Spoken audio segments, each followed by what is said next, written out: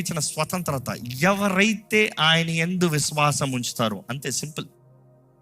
నువ్వేదో మంచి కార్యాలు చేసి, నువ్వు గొప్ప కార్యాలు చేసి, నువ్వేదో గొప్పోడుగా బ్రతికిన తర్వాత కాదు. చాలామంది రక్షించబడయ్యా అంటే వారు చెప్పే మాట ఏం తెలుసా? నాకు ఇంకా బంధకాల్లో ఉన్నాను, నేను అన్నీ విడిచిపెట్టిన తర్వాత, అన్నీ నేను బాగు చేసిన తర్వాత, అన్నీ నేను మార్చుకున్న తర్వాత, అప్పుడు నేను వచ్చి రక్షించబడతాను. అంతటి అంతటా నువ్వే చేస్తావు అనుకుంటున్నావు. అంతటి అంతటా నువ్వు చేయగలిగితే ఇంక యేసు ప్రభు ఈ లోకంలోకి వస్తానికి అవసరం ఏముంది? యేసు ప్రభు నీ క్రయధనం ఆయన చెల్లిస్తానికి అవసరం ఏముంది? నీ కొరకు స్వరూపమైన సొగసైన లేని వాడిగా మార్చబడతానికి అవకాశం ఏముంది? ఆయన వీపు దున్నవలసిన అవసరం ఏముంది?